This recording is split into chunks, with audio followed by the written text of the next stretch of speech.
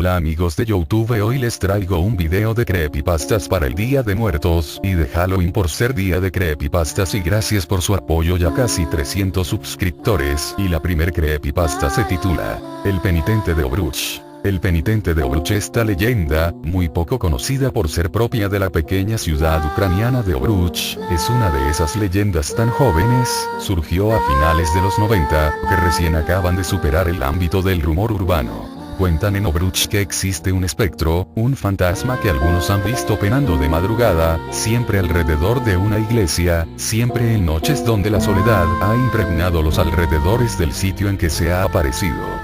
Dicen que tiene dedos anormalmente largos, que viste de negro y que tiene un rostro que evidencia juventud pese a su monstruoso aspecto. Cara aplanada, boca normalmente alargada y amplia, un ojo más grande que el otro y el cráneo deforme, terminado en una puntuda protuberancia sobre la que cuelga su larga y despeinada cabellera rubia.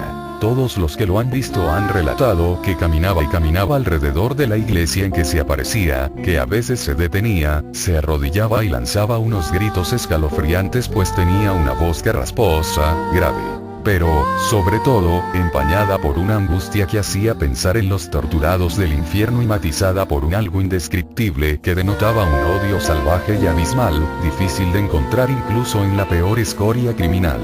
Pero lo más curioso de todo es que jamás ha sido visto antes de la 1 de la madrugada y que siempre, en todas sus apariciones, no ha habido nadie o prácticamente nadie cerca de la iglesia elegida. Es como si no quisiera ser visto, como si evitara dar a conocer su identidad. Además se cree que solo se manifiesta cuando no hay luna. Quienes han tenido el valor de acercarse le han contado que el espectro salía de su abstracción, todos dicen que siempre estaba como absorto en sus pensamientos, que se volteaba, rugía potentemente, se tiraba al suelo delante del testigo, miraba hacia arriba con gesto agonizante y, después de que sus ojos se volvían completamente negros, su cuerpo translúcido se llenaba de fuego y el espectro desaparecía entre alaridos de dolor. Su oscuro origen. Nada cierto se sabe sobre cómo empezó todo. No obstante, no más de 5 años tuvieron que pasar desde el inicio de las apariciones para que una versión sobre su origen se hiciera conocida y terminase siendo aceptada como real.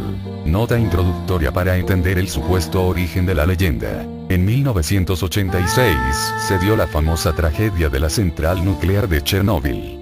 Fue el accidente nuclear más grave de la historia. Pripyat y Chernóbil se convirtieron en ciudades fantasmas, 172 pueblos fueron desalojados y unas 90.000 personas tuvieron que ser redistribuidas por toda Ucrania.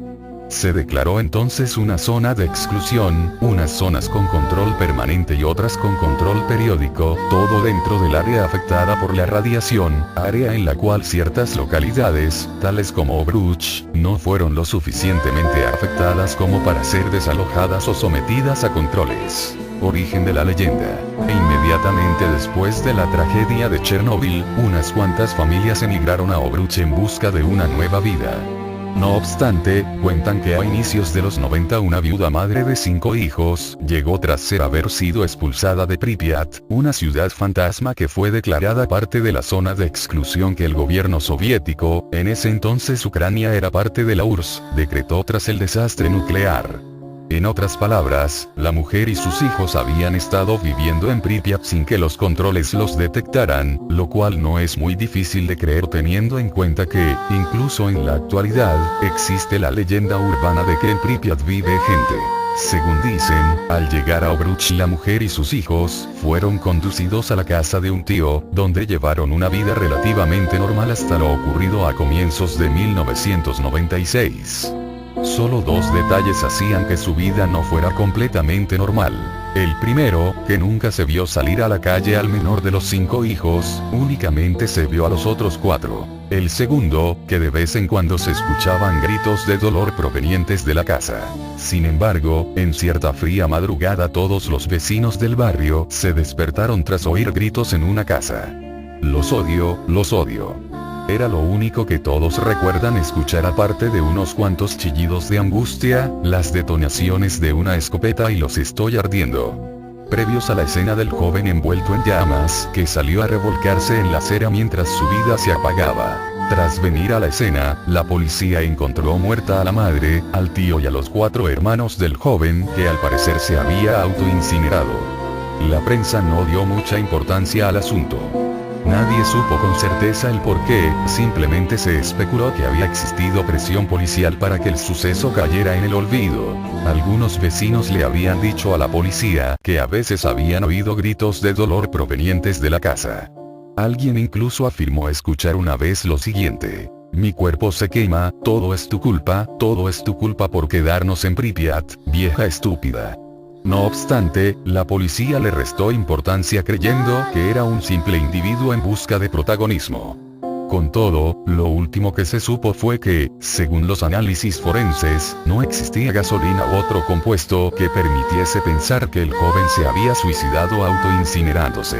Al parecer, era un extraño caso de combustión espontánea ligado a lo que los forenses catalogaron como alteraciones genéticas. Síntesis y explicación sobre la difusión del supuesto origen de la leyenda. En suma, la versión sobre el origen del espectro dice que él era el mismo joven que sufrió combustión espontánea ese día, que lo monstruoso de su cara se explicaba por alteraciones genéticas que solo él, y no sus hermanos, desarrolló mientras vivió en Pripyat a espaldas del gobierno soviético, que había matado a su madre porque la culpaba de sus mutaciones y del ardor que sentía en su cuerpo, que mató al resto de la familia porque se sentía rechazado y había acumulado odio y, finalmente, que penaba cerca de iglesias porque estaba lleno de remordimiento y deseaba el perdón divino. Nadie ha explicado de forma suficientemente satisfactoria por qué el espíritu viste de negro.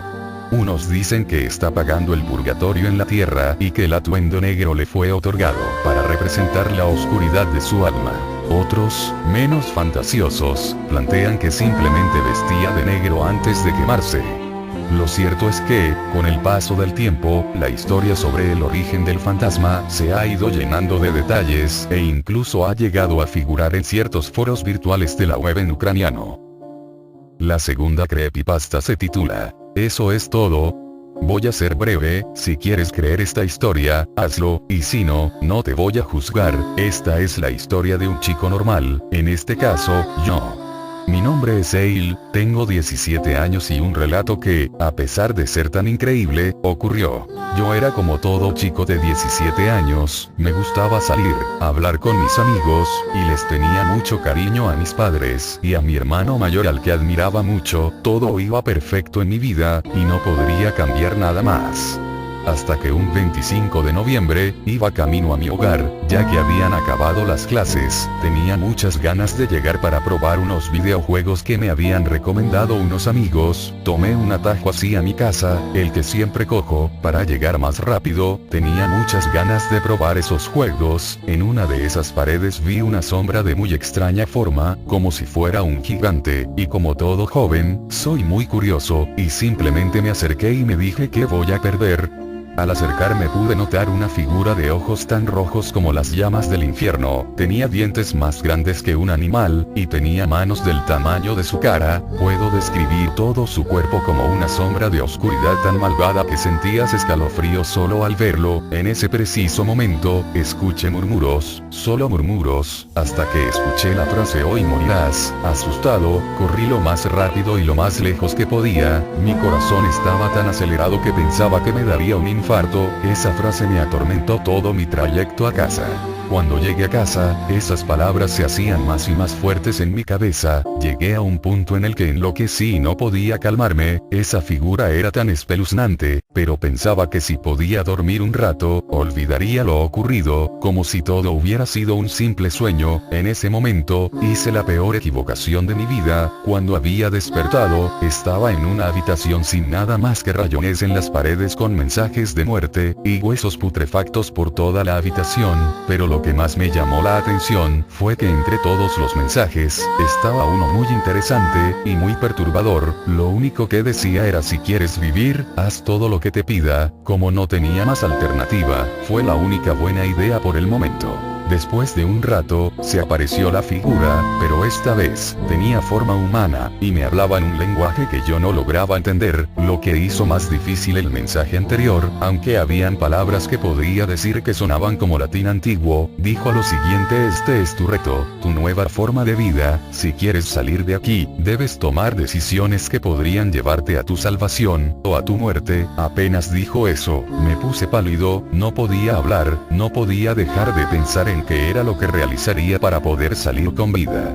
Lo primero que me pidió fue matar a un animal y dárselo como tributo, como pensaba que iba a hacer cualquier animal. A pesar de estar en contra de esto, quería sobrevivir. En este momento sale de la nada una persona atada por todas partes, golpeada y tenía varias hemorragias. La figura me dijo: este es un pedófilo y un asesino, violó a más de 10 niñas, las mató y las arrojó al frente de su casa. A pesar de lo que me contaba, era una persona, pero ya me había decidido, tenía que matarlo. Era él o yo, la ley del más apto.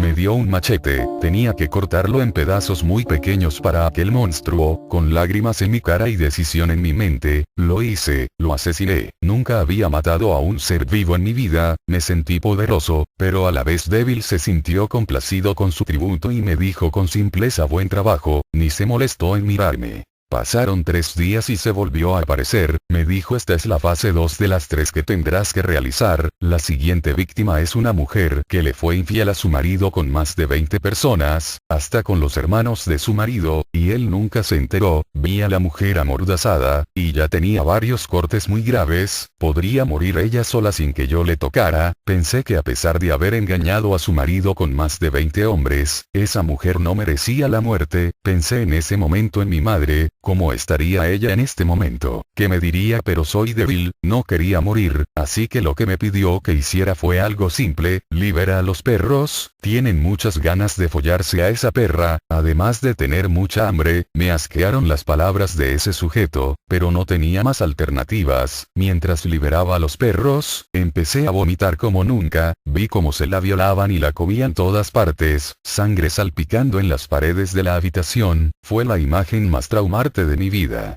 Cuando terminó todo, vi como su cuerpo, además de ser devorado por aquellos perros, su periodo de putrefacción fue tan inmediato que los gusanos salían de sus ojos, otros de su boca, o lo que quedaba de ella, y de cualquiera otra parte de su cuerpo que pudiera estar descubierta.